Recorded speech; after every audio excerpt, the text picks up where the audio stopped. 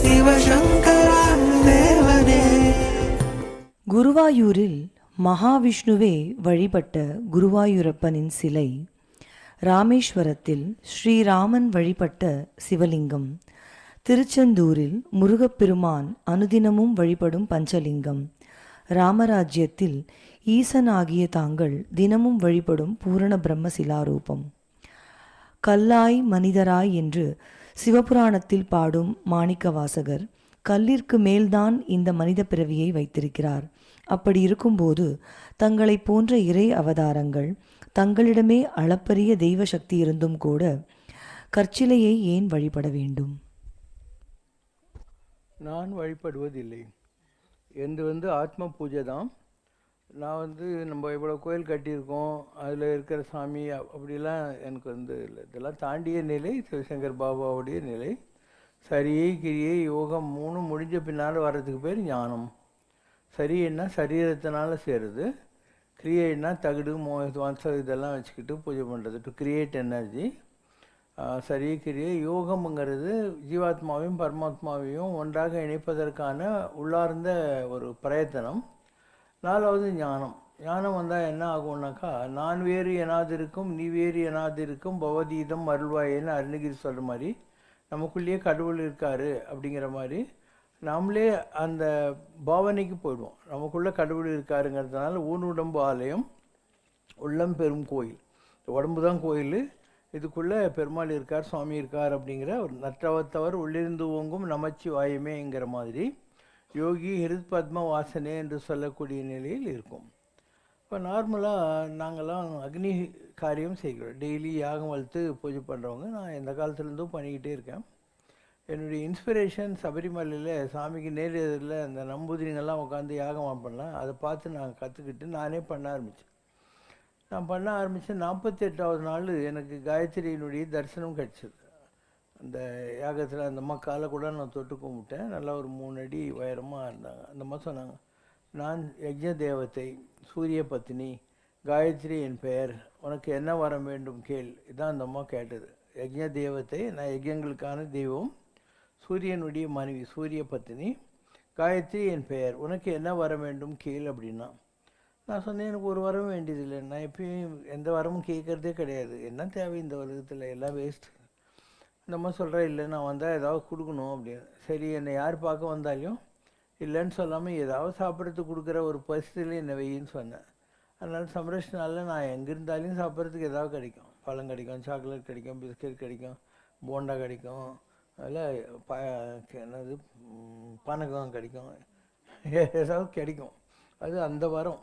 நான் எங்கே இருந்தாலும் வரேன். நானும் இப்போ I experience it for so many years, around 40 years இந்த எக்ஸ்பீரியன்ஸு நமக்கு இருக்கிறது.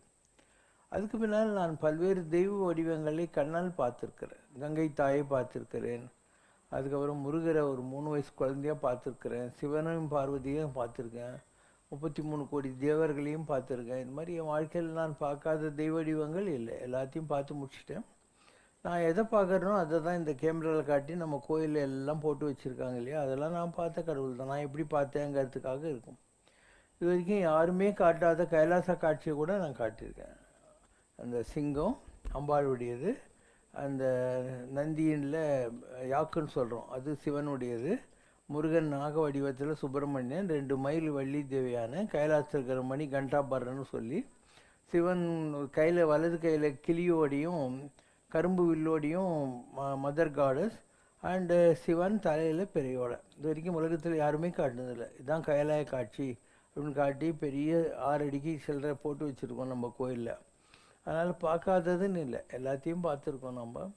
இன்னும் சொல்லப்போனால் மகாபாரதத்தில் ஒரு காட்சி வரும், அதில் அர்ஜுனனை கூட்டின்னு போய், ஏன்னா இந்திரனுடைய மகன் தானே அர்ஜுனன், குந்தி தேவி ஒவ்வொரு கடவுளுடைய மந்திரம் சொல்கிற போது ஒவ்வொரு ஆள் வந்துட்டான் உலகத்தில். அப்போது சூரியனை நினச்ச போது கர்ணன் வந்தான், அஸ்வினி புத்திரர்களை நினச்ச போது நகுல சகாதேவர்கள் வந்தாங்க, வாயுவை நினச்ச போது பீமன் வந்தான், மாதிரி இந்திரன் நினச்ச போது அர்ஜுனன் வந்துட்டான். அதனால் ஆகாசத்தில் இருக்கிற இந்திரன் என்ன பண்ணான், அர்ஜுனனை ஆகாசத்துக்கு கொண்டு போய் அவனை சிம்மாசனத்தில் உட்கார வச்சான், இந்திர சிம்மாசனத்தில் உட்கார வச்சான். இதுக்கு இந்திர பட்டாபிஷேகம்னு பேர். அப்போது அங்கே இருந்த ரம்பை ஊர்வசி இவங்கெல்லாம் எங்கள் கூட நீ ஜாலியாக இருக்கணுன்றாங்க. அவன் சொல்கிறான், நீ எனக்கு அம்மா முறை, ஏன்னா இந்திரனுடைய மனைவிகள். நான் சொல்லலாம், எங்கன்னா தேவலோகத்தில் உறவெல்லாம் கிடையாது, அதனால் நீ வந்து எங்கூட ஒழுங்காக வரையா, லவ் பண்ணுறியா இல்லைன்னு கேட்குறாங்க. இவன் முடியாதுன்றான். அப்போ நீ 9ஆம் நம்பராக போடான்னு சொல்லிடுறாங்க. இவன் இந்திரனு கேட்குறான், என்ன இது அக்கிரமமாக இருக்குது, நான் தர்மத்துக்கு கட்டுப்பட்டு தானே சொன்னேன் அப்படின்னா. சரி, நீ வந்து ஒரு வருஷம் அஜ்ஞாத வாசம், யார் கண்ணுக்கும் தெரியாமல் மறைஞ்சிருக்க வேண்டிய ஒரு கட்டாயம் உன் லைஃப்பில் வரும். அப்போ நீ இந்த 9ஆம் நம்பர் பிருகுநலன்ற பேரில் அபிமன்யு பின்னால் கட்டிக்கின உத்தரையினுடைய டான்ஸ் மாஸ்டராக இருக்கிறதுக்கு உனக்கு வழி கிடைக்கும் அப்படின்ட்டாங்க. ஸோ அது அவன் அனுபவிச்சான். அப்போ அர்ஜுனனுக்கு இந்திரனுடைய ரெப்ளிகாவாக இருந்ததுனால இந்திர பட்டாபிஷேகம் கிடச்சிது. அந்த மாதிரி நான் பத்ரி நாராயணன் இப்போ கைலாசத்தில் நான் இருக்கிற போது தாட்சன்னு ஒரு இடத்துல ஒரு நாள் வெடிக்கால தியானம் பண்ணிகிட்ருக்கேன். ஆகாசத்துலேருந்து எல்லாரும் அப்படியே இறங்குறாங்க. இந்திரன், அவனுடைய ட்ரெஸ்ஸு, அவனுடைய யானை வாகனம், எத்தனை தேவர்களும் அப்படியே கும்பலாக இறங்குறாங்க. நான் எங்கே உட்காந்துருக்கணும், அங்கே எதிரில் வந்து நின்று எல்லோரும் இப்படி குனிறாங்க. நான் சொன்னேன், நான் தானே உங்களை கும்பிடணும், நீங்கள் என்ன கும்பிட்றீங்கன்னு. அவங்க திருப்பியும் குனிஞ்சு, ஆப் சாட்சாத் பத்ரி நாராயண் பகவான் ஹோ, நீ தான் சாட்சாத் பத்ரி நாராயணன், அதனால் உன்னை கும்பிட்றதுக்காக நாங்கள்லாம் வந்திருக்கிறோம் அப்படிங்கிற வார்த்தையை சொன்னாங்க. இப்போ சிவசங்கர் பாபா எல்லாத்தையும் பார்த்துட்டு தான் ஜாலியாக உட்காந்துருக்காரு. அண்டு இத்தனை தெய்வங்களையும் பார்த்தாச்சு, சிவனையும் பார்வதியுமே பார்த்தாச்சு. அண்டு தேவர்கள் எல்லாம் வந்து நீ தான் பத்ரி நாராயணனும் சொல்லிட்டாங்க. இவ்வளோ கோயிலை கட்டியாச்சு, இவ்வளோ விக்கிரகங்களை ஆராதனையும் பண்ணியாச்சு, எல்லாம் பண்ணியாச்சு. அதனால் இப்போ நார்மலாக என்னுடைய ப்ரேயருங்கிறது என்னென்னா, யாகத்தை வளர்த்துருவேன். யாகத்தை வளர்த்துட்டு அதில் நீ தேன் என்னெல்லாம் வேணுமோ எல்லாத்தையும் விட்டுட்டு கண்ணு மூடணும் உட்காந்துக்கிட்டேன். விட்டுட்டு என் மைண்டில் ஒரு ட்ராவல் பண்ணுவேன், எல்லா கோயிலுக்கும் போகிறது. கைலாசம், கேதார்நாத், பத்ரிநாத், அமர்நாத், முக்திநாத், பசுபதிநாத், இப்படி வரிசையாக எல்லா கோயிலும். இந்தியா முழுக்க எத்தனை கோயில் இருக்குதோ, நூற்றுக்கணக்கான கோயில் இருக்கும்.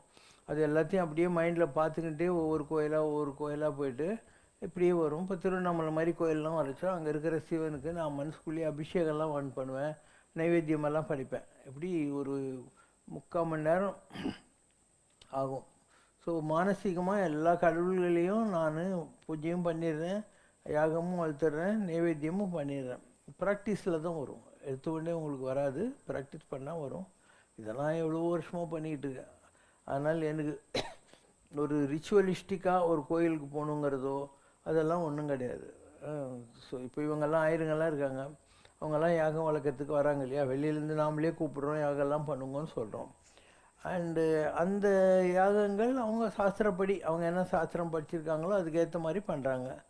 அண்டு நாம் என்றைக்குமே தான் பண்ணின்னு உட்காந்துருக்கோம், மனசுக்குள்ளே பண்ணிட்டுருக்கோம். நம்ம நிஜமாகவே எல்லா டிவைன் ஃபார்ம்ஸையும் பார்த்து முடிச்சிருக்கோம். அதனால் it doesn't make it difference to me.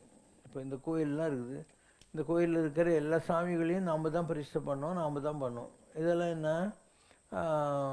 படமாடும் கோயில்கள். நாம் யார், நடமாடும் கோயில், உள்ளுக்குள்ளேயே எல்லாம் வச்சுருக்கிறோம். அதனால் ஒரு ஆர்கானிக் சப்ஸ்டன்ஸும் ஒரு உயிர் துடிப்புள்ள இறையாற்றலை நாம் இந்த சிவசங்கரன் அழைக்கப்படுகிற ஸ்தூல சரீரத்துக்குள்ளே வச்சுருக்கிறதுனால தனியாக ஒரு கோயிலுக்கு போகணுன்றதோ பூஜையோ இல்லை. So I lost interest or I have no relevance, அப்படி சொல்லலாம். I have no relevance to these விக்கிரக ஆராதனைகள் அப்படிங்கிறது. ஆனால் ஆஸ் எ குரு ஐ ஆம் டெல்லிங் யூ, விக்கிரகம்லாம் நல்லது தான். ஒரு குழந்தை இருக்குது, அந்த குழந்தை நடக்கிறதுக்கு கற்றுக்கிறதுக்காக நட வண்டி யூஸ் பண்ணும், கிராலர்னு சொல்லுவாங்க. இப்போ நீங்கள்லாம் கிராலர் எடுத்துன்னு போனால் அடிப்பாங்க, கல் எடுத்தவங்களை, நீ என்ன லூஸான்னு சொல்லி. அது மாதிரி ஒரு படிநிலையில் இருக்கிற சாதகனுக்கு இந்த விக்கிரகங்கள் எல்லாம் தேவைப்படுது. விவேகானந்தர் இருந்தார், அவர் பவநகர் மகாராஜா இதுக்கு போன போது அவன் சொன்னான், நாங்கள்லாம் ஆரிய சமாஜிஸ், நாங்கள் விக்கிரகத்தெல்லாம் நம்புறதில்லைன்னா. விவேகானந்தர் ஒன்றும் சொல்ல. இப்படி படியேறிட்டு இப்படி போகிற போது இந்த இடத்துல பெரிய மீசெல்லாம் வச்சு ஒரு 6 அடி ஆயில் பெயிண்டிங் இருக்கும் இல்லையா, அவனுடைய தாத்தா கொழுத்தாத்தா யாராவது ஒரு ராஜா அது மாட்டியிருக்கோம். இவர் அவனை கூப்பிட்டு பவனர் ராஜா இது மேலே எச்சத்துப்புன்றான். ஐயோ அது எங்கள் தாத்தா அப்படின்றான். அப்போ விவேகானந்தர் சிச்சின்னு சொல்கிறார், அவர் தான் இறந்து போய் நீ தானே சுடுகாட்டில் நீ கொல்லி வச்சுட்டு வந்த, உங்கள் தாத்தா எங்கே இருக்கிறாருன்னு. இல்லை எங்கள் தாத்தான்றான். அப்படி தான் எங்கள் கடவுள் கூட, அவர் எங்கள் மனசில் இருக்கார், உனக்கு உங்கள் தாத்தா செத்து போனாலே இருக்கார் இல்லையா, அந்த மாதிரி எங்கள் மனசில் இருக்கார். அதனால் நாங்கள் விக்கிரக ஆராதனை இல்லைன்னு சொல்கிறது இல்லை, எல்லாத்தையும் அக்செப்ட் பண்ணுறோம் அப்படிங்கிற வார்த்தையை சொன்னார். பூத பிரதே நம என்ற விஷ்ணு சஹஸ்ரநாமத்தில் வரும் பகவானின் 6வது திருநாமத்தை மட்டுமே வறுமையில் வாடிய ஒரு வைணவர் தினமும் ஓதியதால் அந்த ஏழை வைணவருக்கும் வறுமையில் வாடிய அவரது குழந்தைகளுக்கும் அரங்கநாதனே உணவளித்து காப்பாற்றினான் என்கிறது அரங்கநாதனை பற்றிய ஒரு ஆன்மீக குறிப்பு. பூதபிருதே நம என்ற பகவானின் ஒரே ஒரு நாம மந்திரமே ஒரு ஏழை வைணவரின் குடும்பத்திற்கு உணவளித்து காப்பாற்றுகிறது என்றால், முழு விஷ்ணு சகஸ்ரநாமத்தையும் தினமும் பாராயணம் செய்தால் இறைவன் திருப்பாதத்தை அடைய வழி கிடைக்குமா? செய்யலாம், யார் வேணான்னாங்க. பட்டு இன்றைக்கி எல்லாமே ரொம்ப அவசரமாக ஓடிக்கிட்டு இருக்கிற ஒரு உலகம்.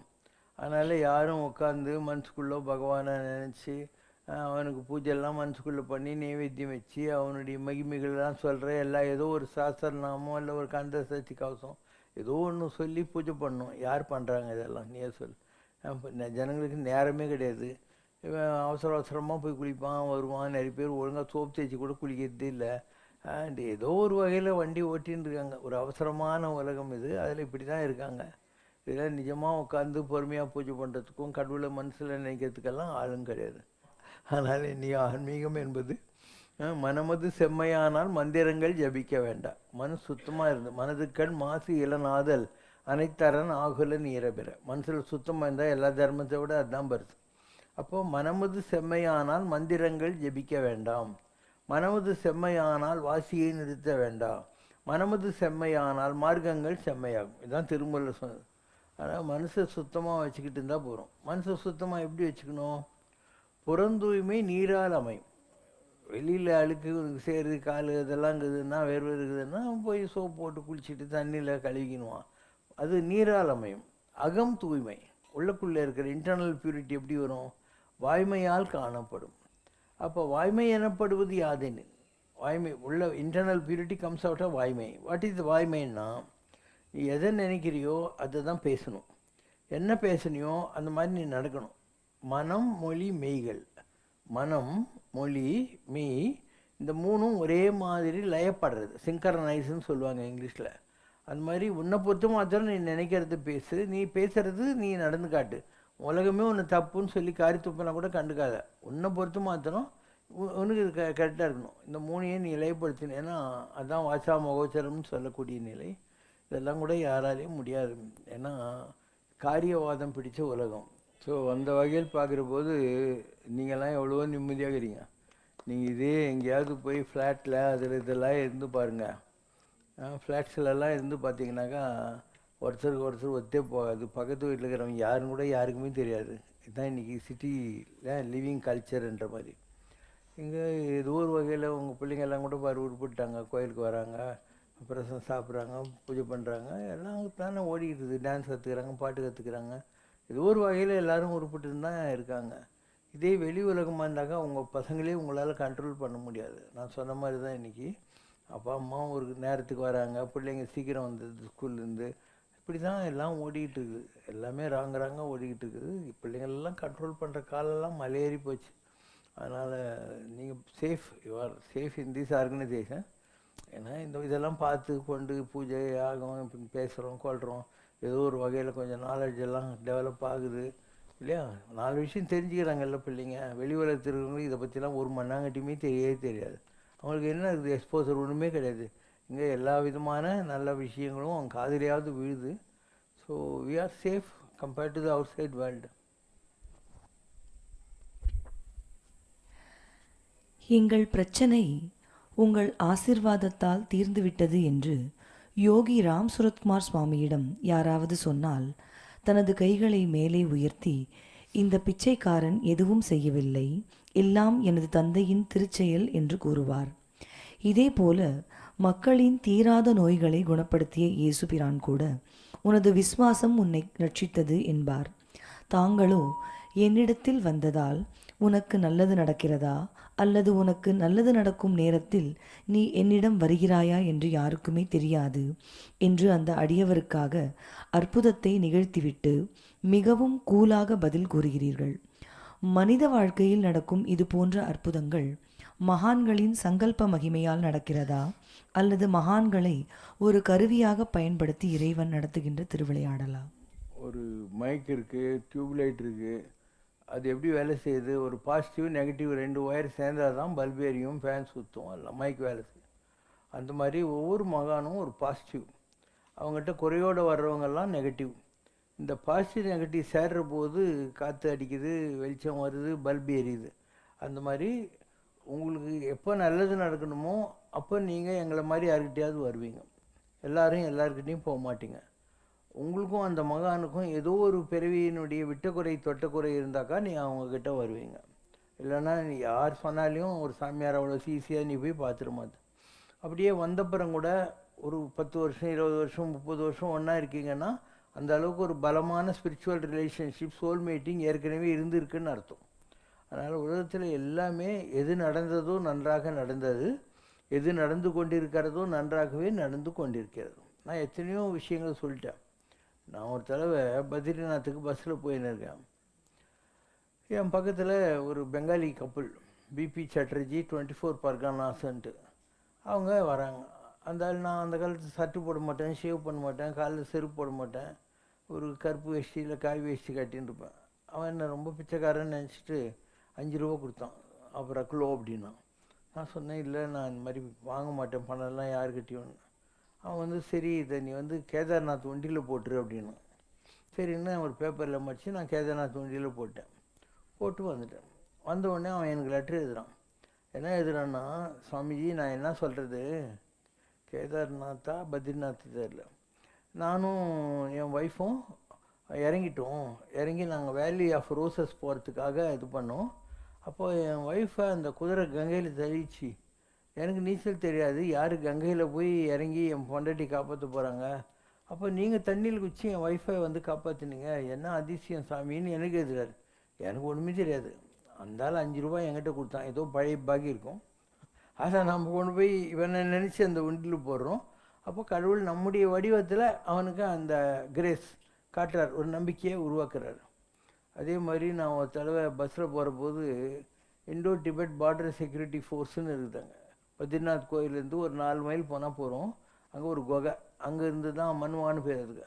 அங்கேருந்து தான் பஞ்சபாண்டவர்களெல்லாம் கைலாசத்தை நோக்கி போனாங்க, ஒரு தடவை செதுப்பிட்டாங்கலாம் இன்சிடென்ட்ஸ் இருக்கும். அப்போது ஒரு ஆள் இருந்தான், அவன் பேர் பட்டு, காஷ்மீரி பிராமின். அங்கே ஐடிபிபியில் அவன் இன்ஸ்பெக்டர். சொன்னால், சாமிஜி நான் இருக்கிற இடத்துக்கு வரீங்களான்னு. வர்றேங்க. அவனுக்கு ஜீப்பு வந்துருந்துச்சு. பத்ரிநாத் பஸ் ஸ்டாண்ட்லேருந்து என்னை கூட்டின்னு போனால் அந்த கல்லையே குகை மாதிரி இருக்கும். அதில் ஒரு கட்டில் அவனுக்கு, ஒரு கட்டில் எனக்கு இருந்துச்சு. சப்பாத்தி சாப்பிட சொன்னான். சாப்பிட்டு படுத்து நிற்கிறேன். நான் படுத்துனா அவன் படுத்து. அப்போ பேசினுக்கிறான். என் பேர் காஷ்மீரி பண்டிட்டு, நான் பிராமின்னு, நான் 30 வருஷமாக சரஸ்வதி உபாசனை பண்ணிகிட்டு இருக்கேன், எனக்கு இது வரைக்கும் ஒன்றும் எக்ஸ்பீரியன்ஸே வரலையே அப்படின்றான். நான் உட்காந்துருந்தாலும் திடீர்னு எந்திரிச்சு கத்த ஆரம்பித்தேன், நீ ஒரு முட்டாள், நீ 30 வருஷம் சரஸ்வதி உபாசனை பண்ண பலன் தான் அவன் இருக்கிற இடத்துல உன்னை கொண்டாந்து உட்கார வச்சுருக்கா. உலகத்திலே சரஸ்வதி நதி கண்ணுக்கு தெரிகிற இடம் அந்த ஒரு இடம்தான். அப்போது வேதவியாசர் பிள்ளையாருக்கு மகாபாரதம் டிக்டேட் பண்ணுற போது சத்தம் ரொம்ப டிஸ்டர்பன்ஸ் ஆச்சுன்னு உசுனார். அது பூமி கட்டியில் போயிடுச்சு. அதுக்கப்புறம் சரஸ்வதி நதி பூமி கட்டியில் தான் இருக்குது. ஈவன் திரிவேணி சங்கத்தினர் கூட அது கண்ணுக்கு தெரியாது. அவள் இருக்கிற இடத்துல உன்னை கொண்டாந்து உட்கார வச்சுருக்கா. அப்போ நீ பண்ணதும் உனக்கு யூஸ் ஆகலைன்னு எப்படி சொல்கிற அப்படின்னு அவனுக்கு நம்ம சொன்னோம். இந்த மாதிரி சிவசங்கர், என்னுடைய வாழ்க்கையில் நான் எத்தனையோ நிகழ்ச்சிகளை பார்த்துருக்குறேன். கடவுள் எப்படி நம்மளே வச்சு மற்றவங்களுக்கெல்லாம், ஆட்டு வித்தால் யார் ஒருவர் அடாதாரு, பாட்டு வித்தால் யார் ஒருவர் பாடாதாரு அப்படிங்கிற மாதிரி நம்மளை வச்சுக்கிட்டு கடவுள் என்னெல்லாம் பண்ணுறாரு அப்படின்னு நான் நிறைய அனுபவங்களை பார்த்துருக்குறேன். இதுக்கு முன்னால் கூட நான் சொல்லியிருக்கிறேன். நான் அப்போ மௌன விரதம் வச்சுருக்கேன். அண்ணா நகரில் எனக்கு வீடு. இப்போது எனக்கு சொல்கிறாங்க, 19 second main road Gandhi Nagar அடையாருக்கு போ அப்படின்னு உத்தரவாகுது. எதுக்கு போகணுன்னு எனக்கு தெரியும். நான் மட்டும் போகிறேன். வீட்டு கதவு திறந்துருக்குது. நேராக போனேன். ஒரு 3 அடி உயரத்தில் பெருமாள் பஞ்சலோகத்தில் ஸ்ரீதேவி பூதேவியோட இருக்காங்க. நான் மௌனம் இல்லையா, அவங்ககிட்ட ஒரு பேப்பர் பேனா கொண்டு வான்னா கொண்டாந்தான். நீ வாழ்க்கையில் ரொம்ப கஷ்டப்பட்ட, இன்னிலேருந்து உன் ப்ராப்ளமெல்லாம் தீர்ந்து போச்சு, மனம் தளரக்கூடாது அப்படின்னு சொல்லிட்டு நான் பாட்டுக்கு வந்துட்டான். அவனுக்கும் என்ன தெரியாது, எனக்கும் அவனை தெரியாது, எதுக்கு போகணுன்னு கூட தெரியாது. ஒரு மாதம் ஆயிடுச்சு. அப்போ மௌனத்தை இது பண்ணும். அப்போ திருப்பியும் உத்தரவாது, இன்றைக்கி அவன் வீட்டுக்கு போன்ட்டு. நான் போகிறேன். என்னை பார்த்தோன்னே அவன் ஒய்ஃப் ஹஸ்பண்ட் 2 பேரும் அப்படியே ஓனம் அழாத கூடயாக இருக்காங்க. நான் என்னையானேன். அவன் சொன்னான், என் பேர் அனந்தகிருஷ்ணன், நான் 7 கம்பெனிக்கு ஓனராக இருந்தேன். Srivatsa paper converter, Shri Vishnu industries, இந்த மாதிரிலாம் இருந்துச்சு. பிஸ்னஸில் லாஸ் ஆகி போச்சு.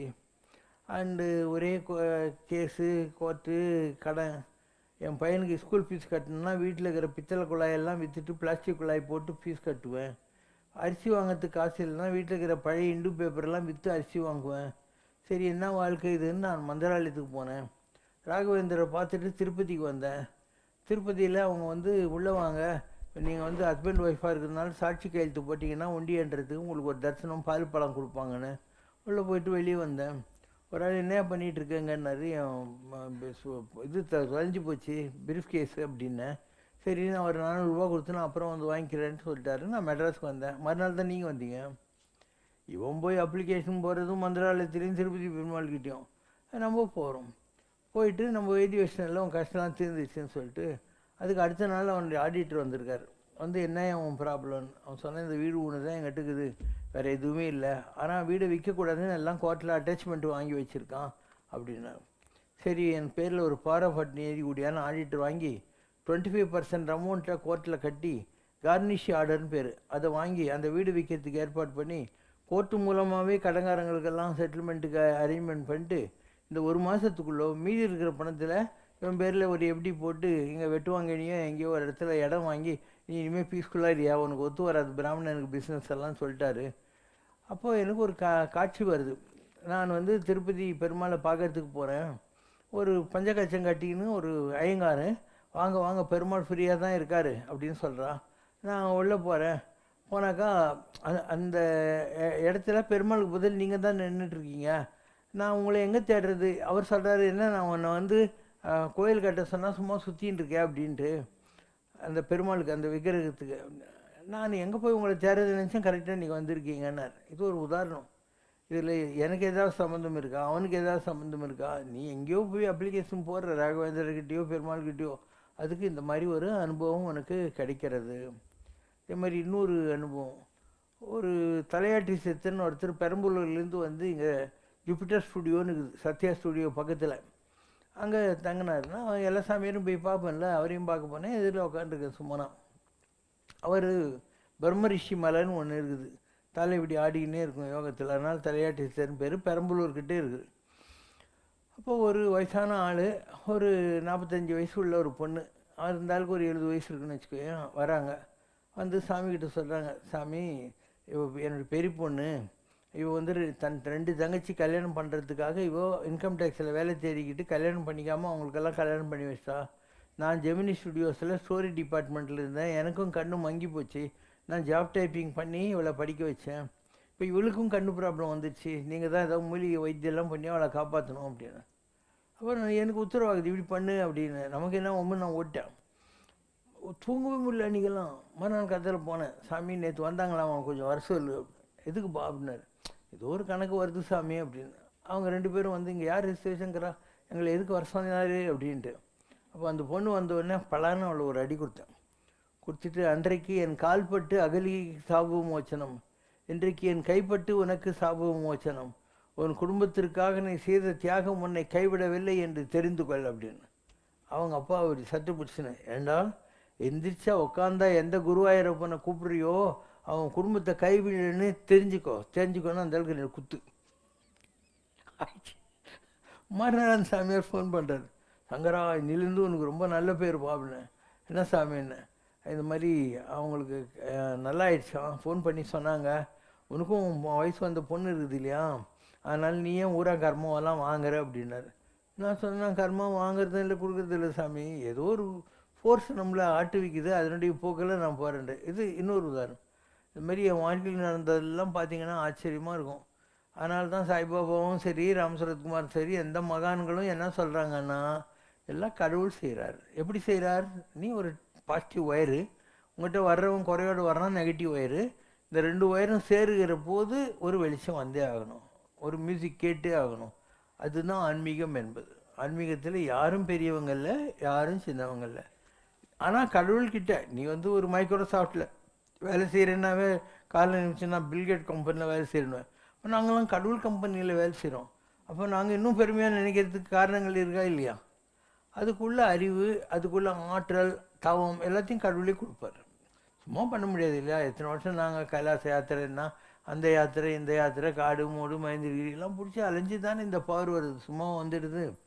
அதை வச்சுக்கிட்டு கடவுள் நம்மளை பயன்படுத்துவார். அப்போ கல்வியெல்லாம் கற்பித்தாய் நின்பால் நேயம் காண வைத்தார். எல்லாத்தையும் கற்றுக் கொடுத்ததும் அவர் தான், அவரை லவ் பண்ணுறதுக்கு கற்றுக் கொடுத்ததும் அவர் தான். எதுக்காக? மோதிய கல்வியும் எம்மறிவும் தாமே பெற அவருக்கு தேவைப்படுது, அதனால் இதெல்லாம் கற்றுக் கொடுத்துருக்காரு.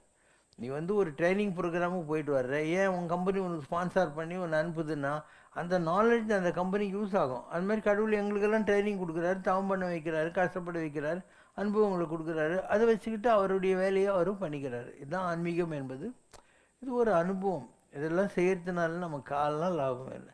அதுவும் சிவசங்கர் பாபா மாதிரி எதுக்கும் யாரையும் எதிர்பார்க்காத, பிச்சை எடுக்காத, டொனேஷன் தண்ட பிண்டமெல்லாம் செய்யாத ஒரு மகானுக்கு தேவையில்லாத வேலை இதெல்லாம். நீயும் சொல்லி பார்க்கலாம். இல்லை, மற்ற சாமியாராவது துட்டுக்கிட்டு வாங்குவான், நான் எதுவுமே வாங்கிறதில்ல, கொடுத்து தான் பழக்கம். அப்போ இது தேவையே இல்லாத வேலை என்னை பொறுத்து மாத்திரம். ஆனால் நம்ம செய்கிறோம். செய்கிறதும் செய்யாததும் கூட நம்ம கண்ட்ரோல் நான் சொல்லலை. ஏன்னா எனக்கு ரொம்ப வேண்டிய ஒருத்தர் இருந்தார், அலெக்ஸ் சித்தர்னு. அவரும் என்னை விட பெரியவர், இல்லை எனக்கு ஈக்குவலானவர். அவர்கிட்ட நான் சொல்லுவேன், நீ இவ்வளோலாம் பாரு. நான் அவரை கூட்டின்னு போனேன். இங்கே நடராஜ சர்மான்னு பண்டலில் வெங்கட நாயுடு ஸ்ட்ரீட் ட்ரிப்ளிகேனில் ஒரு ஆள் இருந்தார். அவர்கிட்ட பராசர ரிஷி நாடிஞ்சு அதில் வந்தது, இவர் சக்தி வடிவமான முருகன் 7 வருஷத்தை வீணாக்கிட்டார், இன்னும் 7 வருஷம்தான் இவருக்கு பாக்கி இருக்குது, அதுக்குள்ளே இவருக்கு தெரிஞ்சதெல்லாம் இவர் புக்காக எழுதணும், இந்த நாலேஜ் வீணாகக்கூடாதுன்னு வந்துச்சு. ஆனால் கண்டுக்கவே இல்லை. அவருக்கு இதெல்லாம் இன்ட்ரெஸ்டே இல்லை எனக்குன்ட்டு. இத்தனைக்கும் அவர் எங்கேயோ மாயாப்பூர்ன்ற ஊரில் ஒரு பெரிய மில் ஓனருடைய பிள்ளையாக இருந்து சாமியாகி ஒரு அரை துண்டை கட்டிக்கின்னுட்டு ஒரு கட் பண்ணின்னு போட்டுட்டு சுற்றின்னு இருப்பார். கையில் காலெல்லாம் வச்சுக்க மாட்டார். அவ்வளோ உயர்ந்த நிலைகள் இருந்தார். நான் அவரை கோடிசாமிக்கிட்டையும் பார்த்துருக்கேன், கருமாரிப்பட்டி சாமிக்கிட்டையும் பார்த்துருக்கேன், திருவண்ணாமலையிலையும் பார்த்துருக்கேன். நிறைய எனக்கு அவருக்கும் எங்கள் வீட்டுக்கு கூட வந்திருக்காரு. நானும் அவரும் பிராட்வேலி ஆஃபீஸுக்கும் போயிருக்கோம். பஸ்ஸில் 2 பேரும் ஒன்றாலாம் போவோம். அந்த மாதிரி பெரிய நிலை. ஆனால் அவ்வளோ உயரங்களை தொட்ட அவருக்கு எதுலேயும் இன்ட்ரெஸ்டே கிடையாது.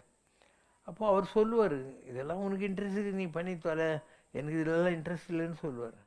சம்ரக்ஷணா என்னும் சபைதனிலே வீற்றிருக்கும் சத்குருவே, சமத்துவமே நிலவுகின்ற சங்கரனின் பிருந்தாவனமே, சரணம் அபயம் ஐஸ்வர்யம் பகவான் பாபா அனுக்கிரகம்,